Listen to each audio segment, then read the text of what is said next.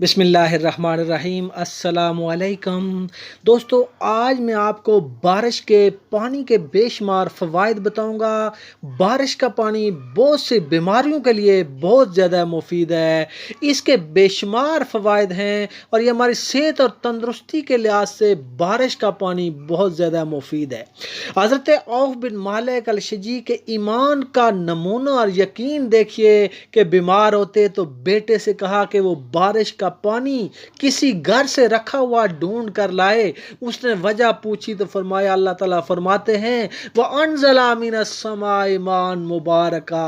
फिर फरमाया कि अब शहद लेके आओ कि कुरान मजीद ने इसके बारे में फरमाया फी है शिफाउन लिन्नास, इसमें लोगों के लिए बीमारियों से शिफा है।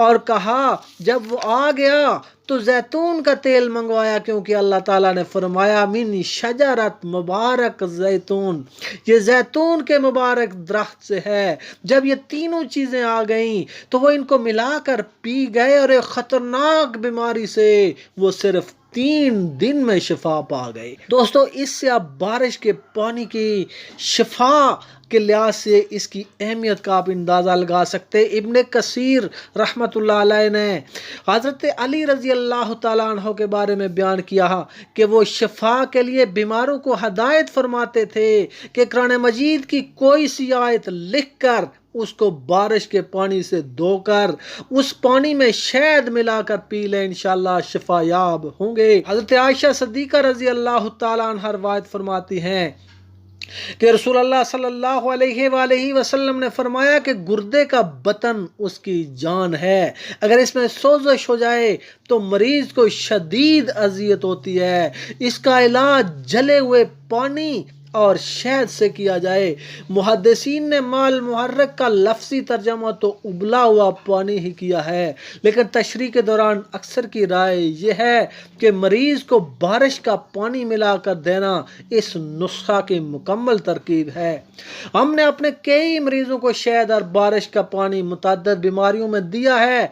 बिलाशुबा दूसरे नुस्खों से ये ज़्यादा मुअस्सर है। नहाने और कपड़े धोने के लिए जब आम पानी के साथ साबुन लगाया जाता है तो बाज़ औक़ात झाग सही नहीं बनती। कुछ लोग मुसलसल शिकायत करते हैं कि साबुन अच्छी तरह लगाने के बावजूद सर से मैल पूरी तरह नहीं निकलती। अमेरिका के देहाती इलाकों में देखा गया कि वहाँ की ख़वातीन अक्सर अपने घरों के छतों पर बारिश का पानी सर धोने के लिए जमा करती हैं। यही तरकीब जब हमने कुछ ख़वातीन को बताई तो वो हैरान रह गईं, क्योंकि बारिश के पानी के साथ जब सर धोया गया तो झाग बड़ी मुलायम बनी और उसने बालों की जड़ों से भी चिकनाई और खुश्की दौड़ निकाली। बारिश के पानी से कपड़े धोकर देखे गए, सफाई करने और मैल निकालने में इसे लाजवाब पाया गया।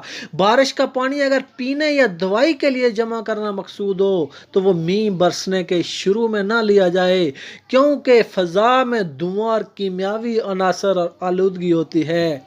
इब्तिदाई पानी इन चीज़ों को धोकर ज़मीन पर लाती है और जब ये ख़त्म हो जाते हैं तो उसके बाद की बारिश हर तरह से साफ़ और पाक होती है। जब बारिश ना हो तो नबी पाक सल्लल्लाहु अलैहि वसल्लम ने इसके लिए दुआ की और नमाज इस्तिस्का पढ़ी, और जब ज़्यादा हुई तो रुकने की दुआ की। हज़रत आयशा सिद्दीक़ा रज़ी अल्लाह तआला अन्हा रवायत करती हैं कि जब बारिश होती तो रसूलुल्लाह सल्लल्लाहु अलैहि वसल्लम दुआ करते कि ए हमारे रब, तो इसे हमारे लिए मुफीद बना। हज़रत अबू मूसा अल-अशरी की एक रवायत जो मुस्लिम में मज़कूर है कि नबी पाक सल्लल्लाहु अलैहि वसल्लम की नबुव्वत और बसत बारिश के मुफीद पानी की तरह है, जिससे हर तरफ बहार छा जाती है और मुर्दा ज़मीन फिर से जिंदा होती है। उन्होंने इंसानियत को जिंदा किया। दोस्तों, बारिश के पानी के बेशुमार फ़वाइद हैं। जदीद मुशाहिदात से मालूम हुआ है कि जनूबी बर्र-ए-आज़म अंटार्कटिका से उठने वाली हवाओं का बारिश की मिकदार पर काफ़ी असर है। इसके अलावा जनूबी अमेरिका के साहिल पर भी एक शहर एल नीनो वाक़ है। यहाँ से उठने वाली समुद्री लहरें और मद्दोजज़र दुनिया के हर मौसमों पर असरअंदाज, दुनिया भर के मौसमों पर असरअंदाज होते हैं। कुदरत की हिद्दत समुद्रों और झीलों के पानी को गर्म करके बहारात में तब्दील करती है। ये बहारात ऊपर फ़ज़ा में जाकर ठंडे होते हैं और ये सारा अमल बिल्कुल इसी तरह है जिस तरह हम किसी देग में पानी डालकर उसको आग देकर बहारात उठाते हैं, जो केफ के रास्ते दूसरे बर्तन में जाकर ठंडे होते हैं और पानी बन जाते हैं। यह अमल कशीदिया है जिसके जरिए किसी भी पानी को साफ किया जाता है। इसमें मौजूद जरासीम, गलाजत, कसाफत और मादनियात निकाल कर पानी की खालिस तरीन शक्ल हासिल की जाती है। इसी पानी को कीमियावी अमल के अलावा मरीजों को लगाने वाले टीकों में भी मिलाया जाता है। अल्लाह पाक कुरान पाक में अरशाद फरमाता है, बारिश के पानी को हर तरह से पाक और साफ करार दिया गया है। अल्लाह ताला सूरह फुरकान में फरमाते हैं, ये वही रब है जिसने बादल और ठंडी हवाएं खुशखबरी के तौर पर अपनी रहमत से अरसाल की और अपनी रहमत के साथ एक पाक पानी नाजल किया जो प्यास बुझाता है, मुर्दा शहरों की और पीने का जरिया है हमारी मखलूक के लिए जो जानवरों और इंसानों पर मुश्तमिल है।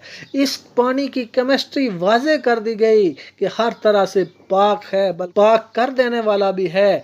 इसी पानी की तारीफ की अहमियत में एक और अरशाद है। अल्लाह ताला अरशाद फरमाते हैं, और उतारा इसने आसमान से एक बाबरकत और मुबारक पानी। ये पानी मुबारक ही नहीं बल्कि चीज़ों को पाक और साफ करता है, क्योंकि इसमें मादनियाती निमक नहीं होते, इसलिए सफाई के लिए ये बेहतरीन है। जब उसने तुम पर अमन और सलामती के निशान के तौर पर ऊँग पैदा की और आसमान से पानी बरसाया ताकि वो तुमको पाक करे और शैतान की गंदगी दूर करे और तुम्हारे दिल को मजबूत करके तुम्हारे कदम पक्के कर दे।